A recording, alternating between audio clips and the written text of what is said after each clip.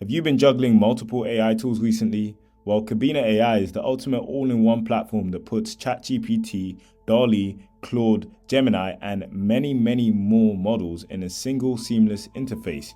You can compare AI responses side by side, customize workflows, create content like text, images, audio, and videos faster than ever.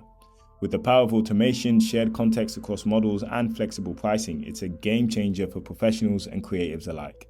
Don't waste time switching between apps. Streamline your AI workflow today. And quite frankly, I think this is going to be the future of AI-powered productivity. So let's dive right into it.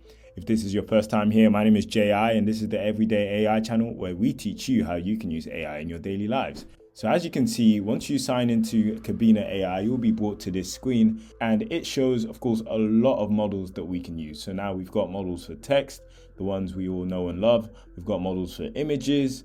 We've got models for audio, and we've got models for video. Now, what I really like straight off the bat is just the way this is presented. For example, you can look at text-only models, you can look at image-only models, audio-only models, video-only models, and also any models that you favorited, which is really cool. So I'm going to leave it on all models, and I'm just going to do a test right here. I'm going to say, what's in store for the future of humanity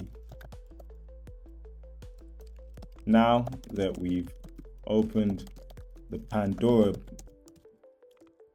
Pandora's box that is curated AI, social media, or rather, that is AI that curates social media,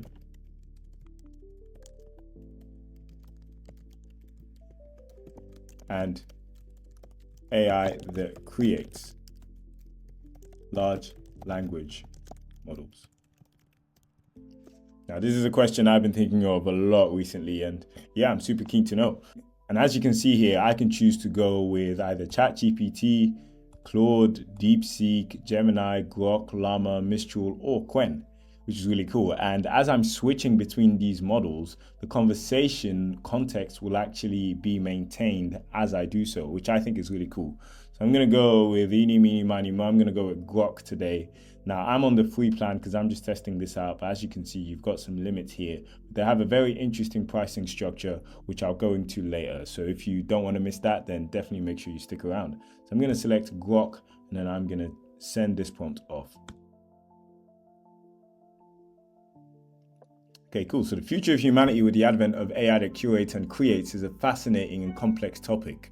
We've indeed opened Pandora's box, and the implications are profound.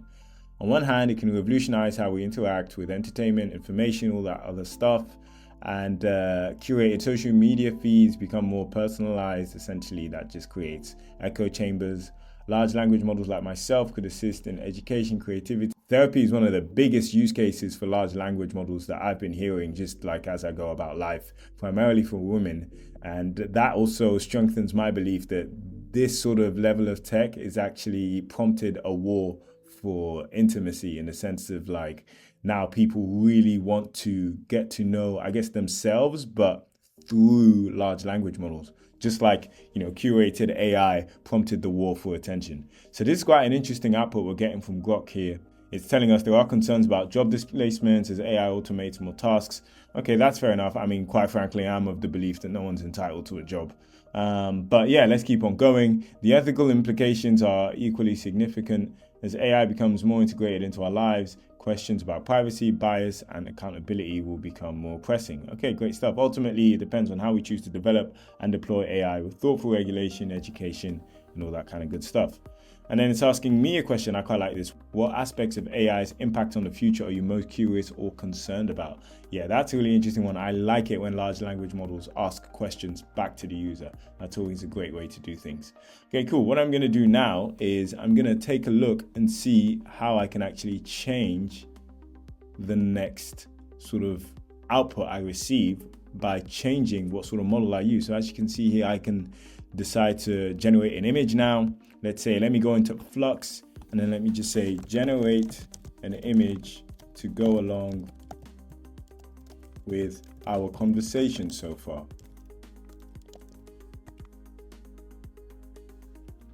So I want an image that essentially encapsulates this sort of output that I just got from Grok, and I'm using Flux to generate that image, which I think this is definitely going to be the future of prompting. Like, this is such a powerful way to go about it because certain models are better for certain things.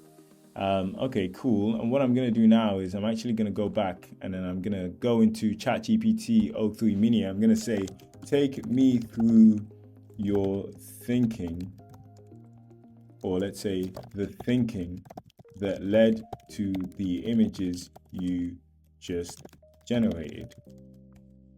Oh, I'm sorry, but I can't share those details. That's interesting. I've never had that before. Let's go with ChatGPT 4.0, and let me just copy and paste this.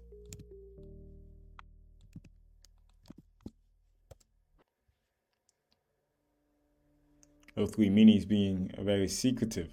Let's see what 4.0 gives us. Okay, the image appears to reflect themes of imagination, technology, and the human experience. Okay, cool. It's saying it doesn't have insight into the exact reasoning behind their generation. Okay, cool. So there is a little bit of a distinction in terms of like the information that's passed between models, which is good to know. The first image seems to represent a blend of tradition and technology, which is quite interesting. So this is the first image, and the second image focuses on wonder and interaction, possibly symbolizing the personal and emotional ways AI might shape our daily experiences.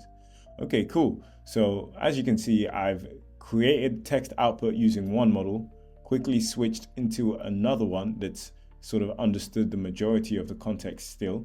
I'm going to create a new chat now, and what I'm going to do is, as you can see, I can create a new chat and actually chat with multiple models side by side, or just have sort of simultaneous conversations going on at the same time, which is really cool. And I can see both of them at the same time.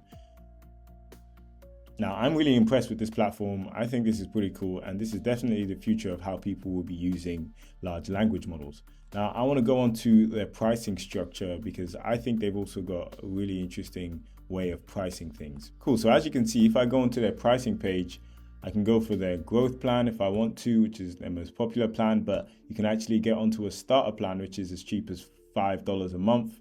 You can pay monthly or yearly.